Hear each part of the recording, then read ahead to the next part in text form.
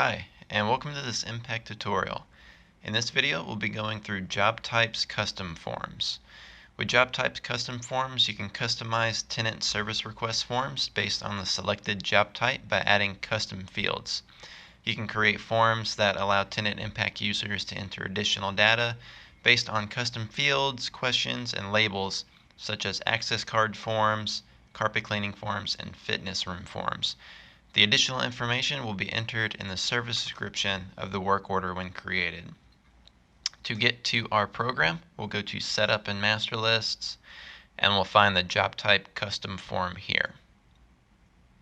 To create a new form, we'll select New Custom Form.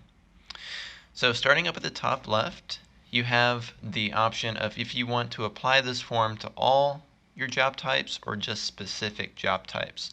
We're going to be creating a access card custom form, so I'll just select access cards. With default service location, you can have Impact set a specific service location if that custom form is used. With the pre-service request content, if the form is used, this text will be shown before the form content in the service description of the work order. Here you can select your property, and we're just going to select Southwest Plaza. We only want this access card form to be available for Southwest Plaza. You can also select Do Not Apply to this property if you want to select all your properties and then just specify which ones are not going to use this form. And you can also apply it to specific tenants. Sort order for multiple forms. This is if a job type has multiple forms, you can choose the sort order of the forms. And lastly, we have Show Service Request field, the active, and fields before service description.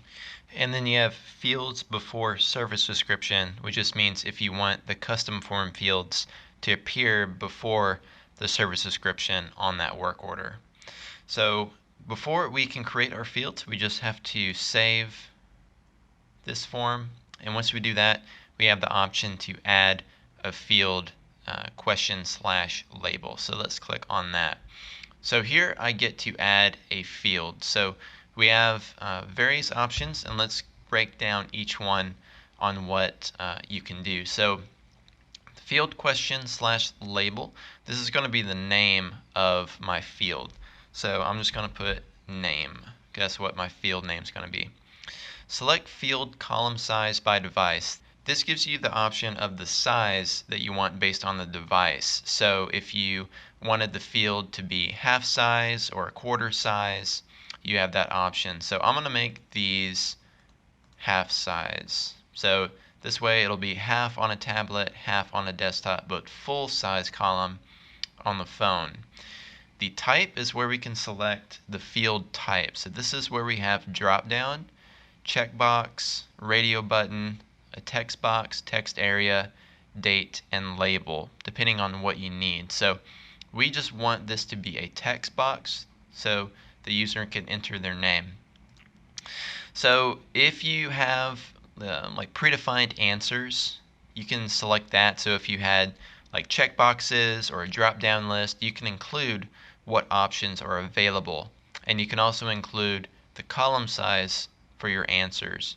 If you had a default answer like yes or no, you can make that default, and you can also make this field required. So I'll select that, and we see our name field. So let's keep going, and we're going to make a test access form. So I'm going to do tenant company. I want this to be half size again, and we want this to be a text box. And so now, perfect, and let's make that required. And so now I just want to get, let's say I want to get their vehicle information. So I wanted to get their vehicle make, their vehicle model, and the color of their vehicle. So I would select add field again, and let's go for vehicle make. And for this one, I just want it to be full. And now let's make this a checkbox. Actually, let's make this a radio button. I just want it to be single selection. A checkbox is good for multiple selections. We're just going to make a single selection, and then what my answers are going to be. So I'll say Ford, and your answers must be separated by 2 stars, and then I'll say Chevy, and then I'll say Honda. And full is okay. Don't need a default answer. This will be required as well, and I'll click on save. And so there I have my vehicle make, so they can choose what vehicle make they have. So let me go and let's add our vehicle model. Vehicle model. I'm going to put this one to half, and I want this to be a text box so they can enter their model. And lastly, I just want the color. So I'm going to make a drop down list for my color. So I will say vehicle color.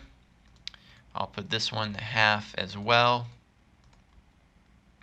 And so now I want a drop down list. And so I will say blue, I will say red, and then green. And then let's do yellow.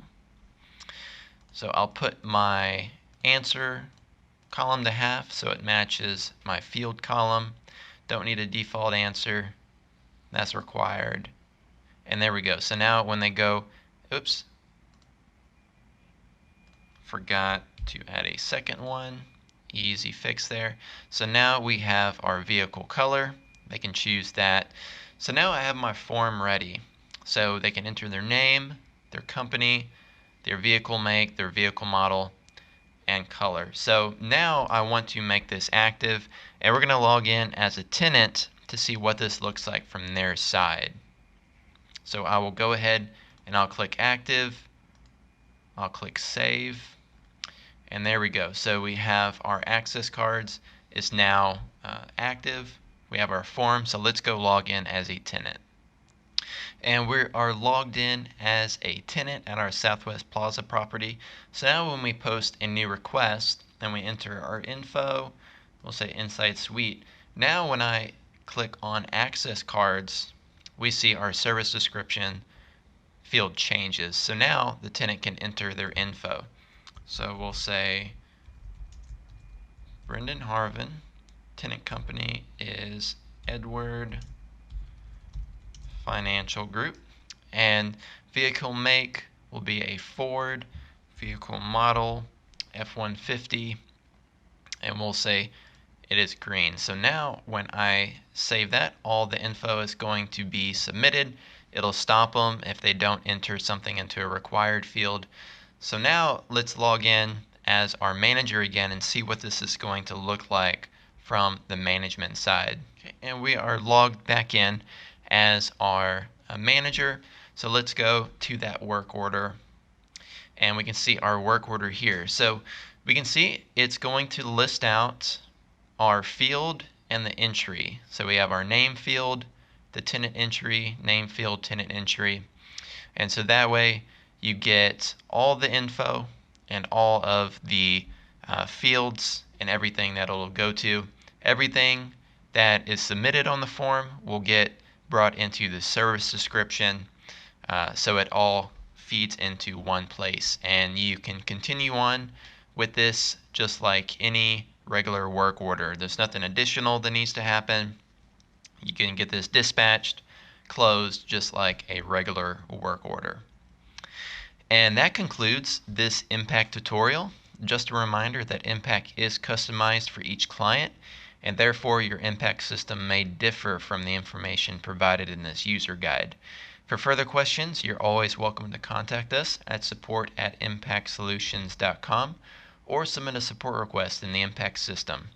We're always happy to help in any way we can.